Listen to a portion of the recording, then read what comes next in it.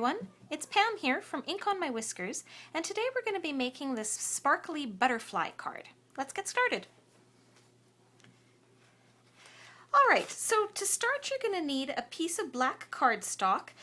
This one measures 4¼ by 4½ inches. It's just large enough to fit the biggest butterfly thinlits die. Now, if you didn't see my other video, here's a nice little trick for running this guy through the Big Shot.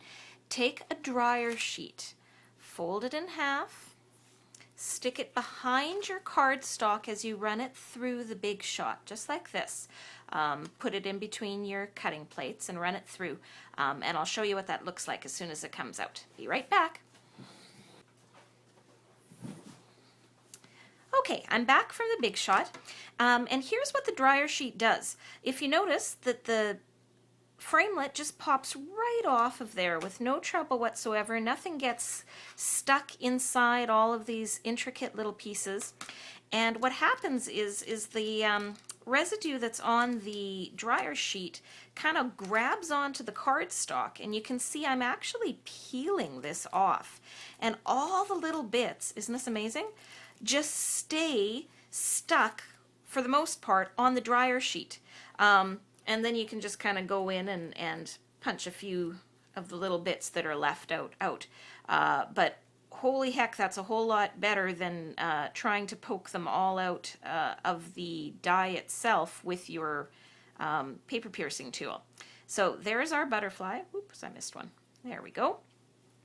I'll get this out of the way. And the next thing we're going to need is a piece of window sheet. We sell these in the catalog. This one happens to measure, let me see here, 4½ by 4 inches or so. You just want it large enough to be the same size as the die itself here. And what we're going to do is we're going to take a little bit of Tombow glue. We're not going to go crazy with this. We're just going to put some glue in sort of strategic spots. This die is so intricate that there's actually not a lot of space to put glue. But hopefully on the camera, no, I'm too low. There we go. You'll be able to see now, hopefully, where I'm putting the glue.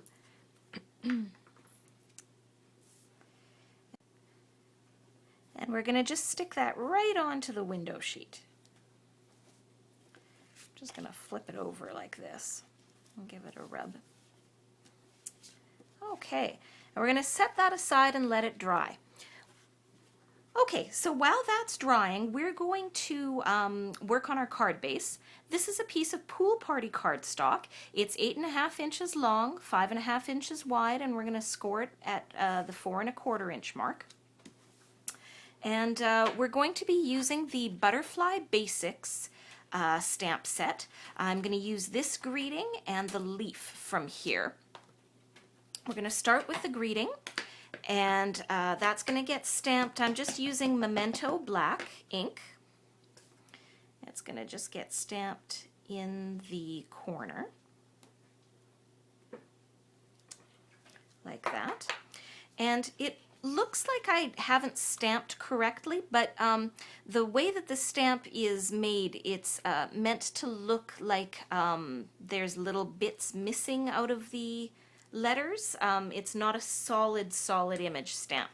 It's kind of a softer look. And then I'm just going to flip this over, and I'm also using the black ink to do the greeting on the inside. And that I'm just stealing some of the words from this Crazy About You stamp set. And I've just stuck them all together on one block. And it says, "Love you for being you," all together there. It's one of the reasons I love these clear stamps, is that you can kind of put things together all on one block and stamp it all at once. Okay, back to the front again. We're going to grab that fern image, and this is Pear Pizzazz ink, and I'm going to stamp just randomly. What I want to do is get something that looks a little bit like a bush. So I'm going to stamp once with full strength ink, and then sometimes I'll stamp a second time to get a lighter image behind. Another one over here, I think, and then a big one up here, and I think I want just a lighter image right there. Okay. And then finally, I'm going to use the splatters from Gorgeous Grunge.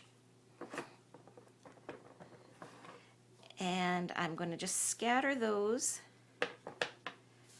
sort of all over the background here. I really like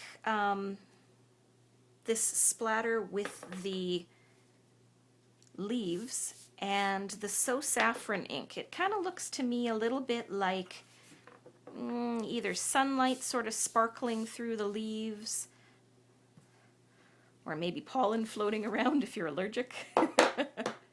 Anyways, okay, so there's the background. That's all done. We're going to go back and pull our window sheet with our butterfly on him. He should be all dry now. And we're going to need some scissors.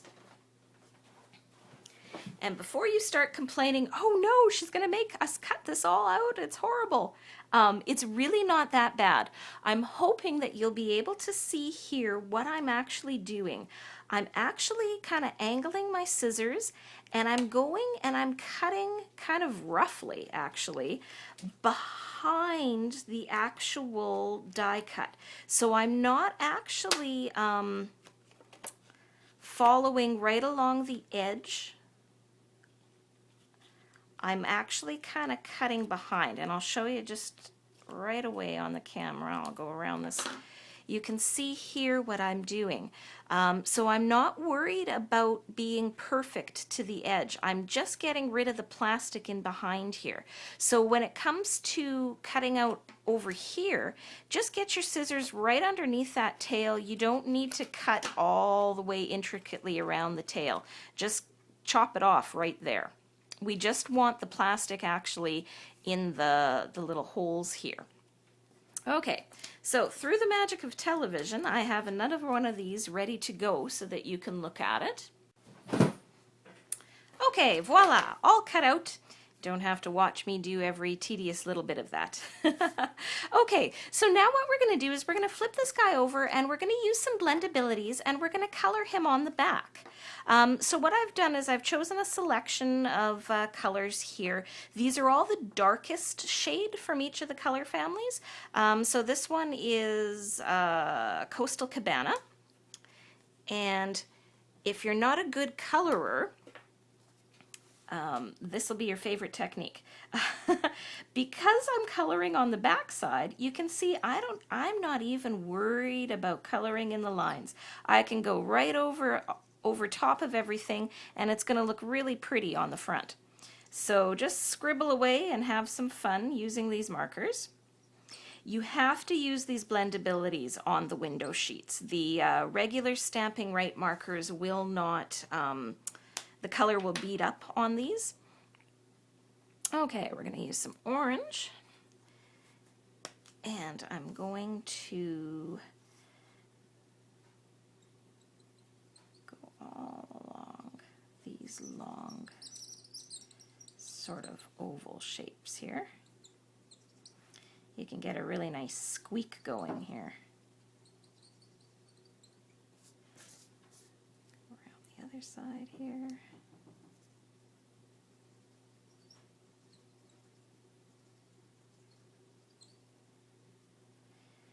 And there's no right or wrong as to how you color this guy in. I would suggest that you look across at what you're doing and make sure that the wings are symmetrical. That will give you a better look. But aside from that, you can color whatever your heart desires. All right, so that was the Pumpkin Pie. This is the Daffodil Delight.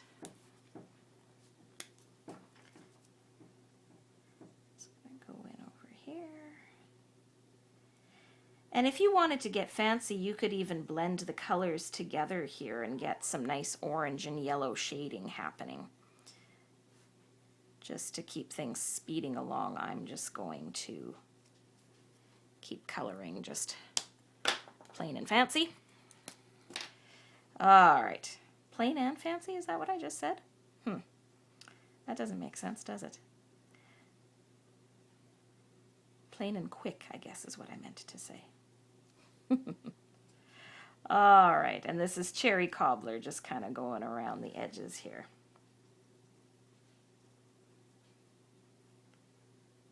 There we go. And so when you flip this over, it makes it look like you're a fabulous colorer. Okay, so the last step, or almost the last step, is this is where the beautiful glitter comes in.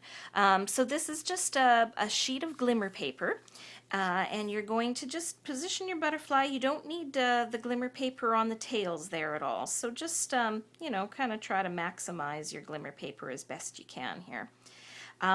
Now, this glimmer paper, very, very little likes to stick to it. There aren't too many adhesives that work really good.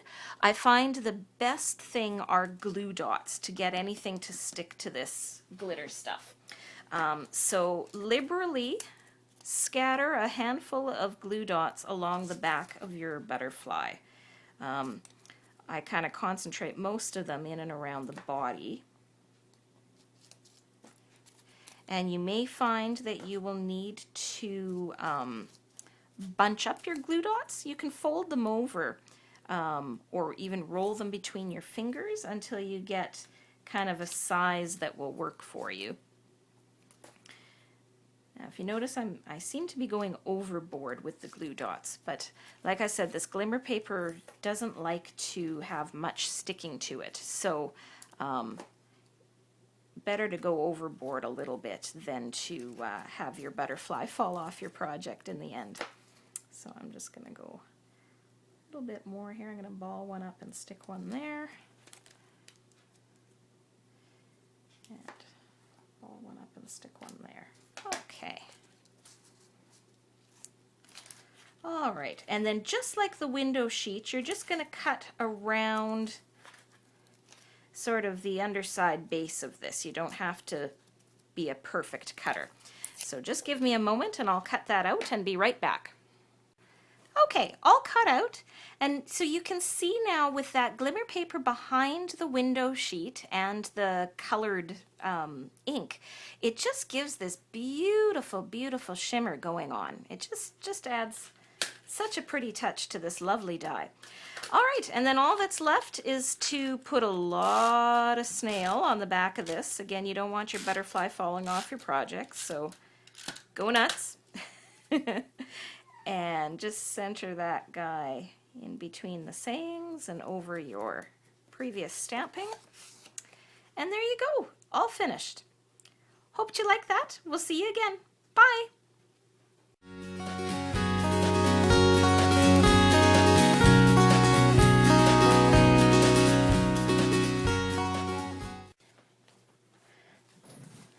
I thought I'd add a little extra on. After working with glimmer paper, you will notice that generally although it's not nearly as messy as if you're using dazzling diamonds, you still get glitter on you. So the best thing to do is to take one of your cats that happens to be underneath your feet everywhere, and you just give them a good pet. And then, no more glitter. Ta-da! See what wonderful things cats are? Have yourselves a great day. Bye.